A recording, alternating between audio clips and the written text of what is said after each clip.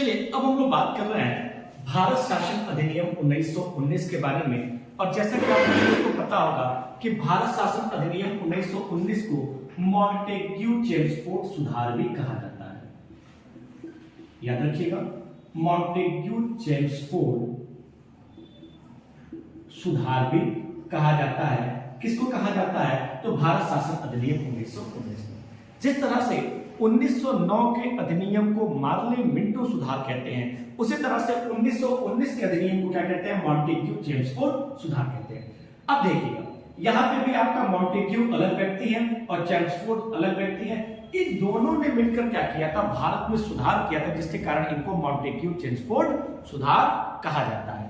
अब उस समय क्या था बेटा? तो उस समय जो भारत के वायसराय थे, वो कौन था? तो वो थे आपके चेम्सफोर्ड। जबकि भारत के राज्य सचिव कौन थे? तो भारत के राज्य सचिव आपके थे, ये थे आपके मॉन्टेग्यू।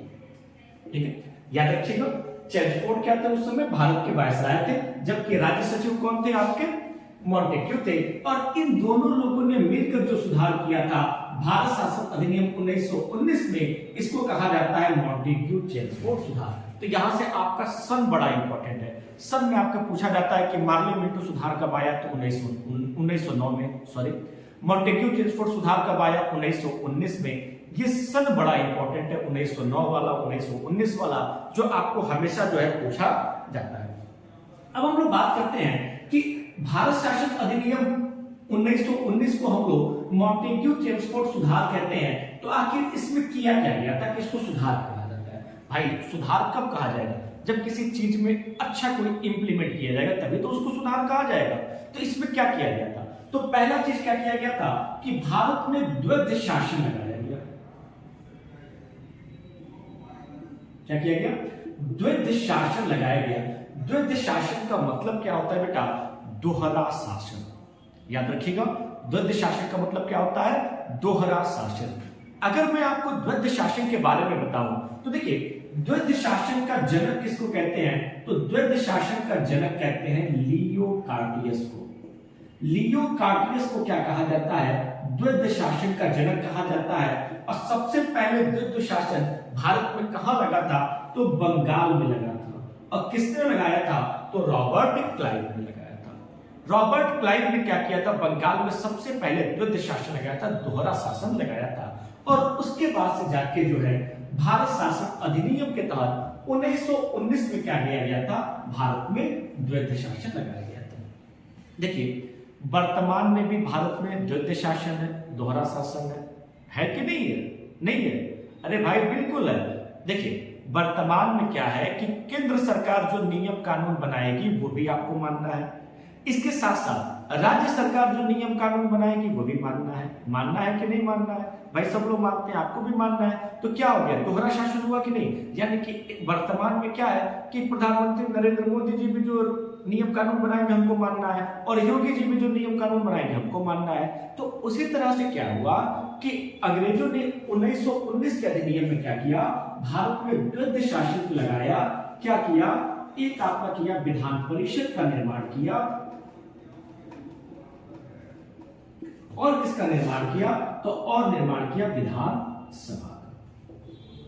ठीक है, अब आप लोग सोच रहे होंगे कि सर, विधान परिषद और विधान सभा वो तो वर्तमान में है, दोनों राज्यों में काम करता है। लेकिन अंग्रेजों के समय में क्या था बेटा? जो विधान परिषद था वो राज्य स्तर पर काम करता था, जबकि जो था ये राज्य स्तर पर काम करता था, जबकि विधानसभा जो था वह आपका केंद्र स्तर पर काम करता था।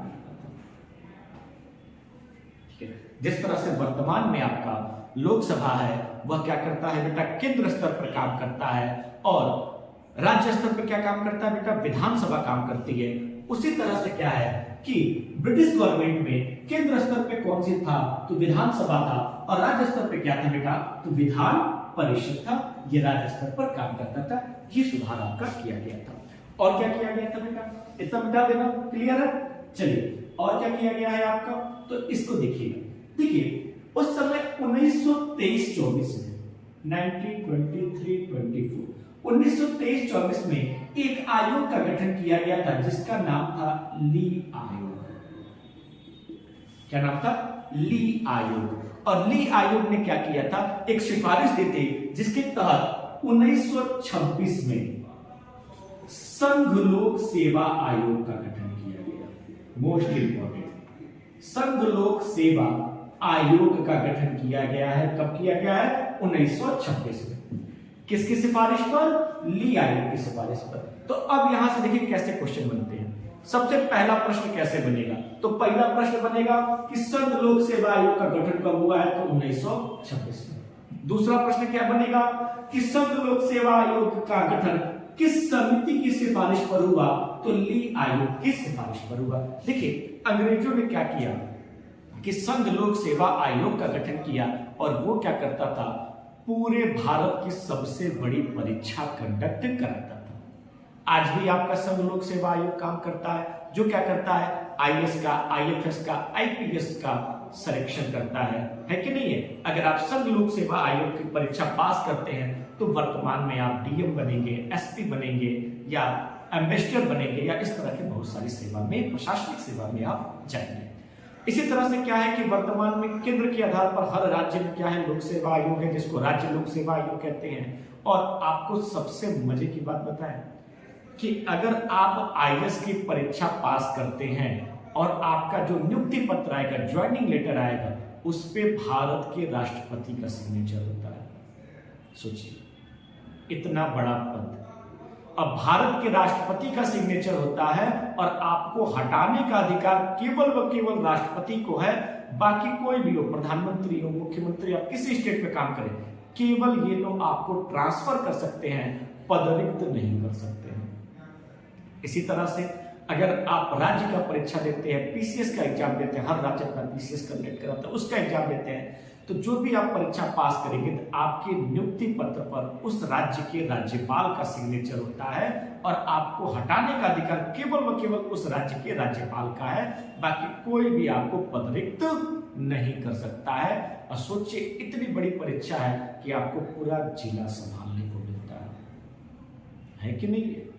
अगर नौकरी हो तो आईएएस जैसी हो, एक पोटेंशियल, एक ग्रोथ और एक पावर और एक रिस्पेक्ट, वो सब आपको जो मिलेगा वो आपको इसी परीक्षा में मिलेगा।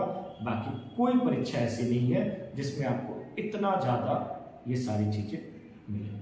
ठीक है, तो याद रखिएगा कि 1926 में संघ लोक सेवा आयोग का गठन किया गया था और किसकी सिफारिश पर? तो ली आयोग की सिफारिश पर। और ली आयोग का गठन कब किया गया? 1923-24 में किया गया। और ये सारे काम कब किए गए? तो भारत शासन अधिनियम 1919 में किया गया है। और क्या किया गया है बेटा? तो याद रखिएगा महालेखा परीक्षक का नियुक्त किया गया है। महालेखा परीक्षक का नियुक्त किया गया है।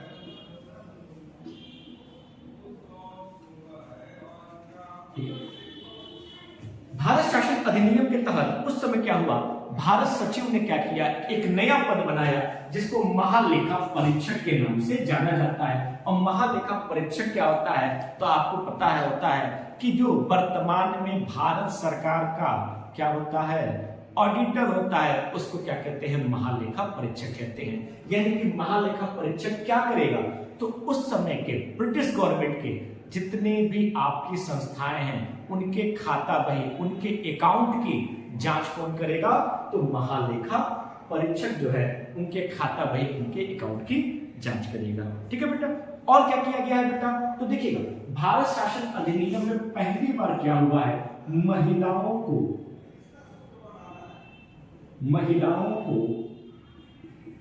मत देने का अधिकार दिया गया है।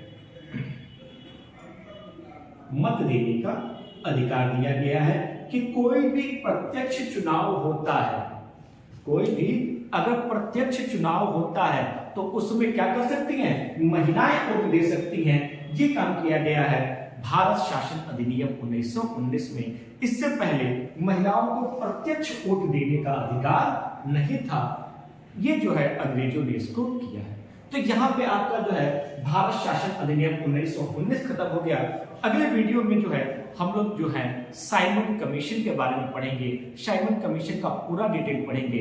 हमारा वीडियो अच्छा लगा तो प्लीज इसको लाइक, सब्सक्राइब और शेयर जरूर कीजिएगा। Thank you.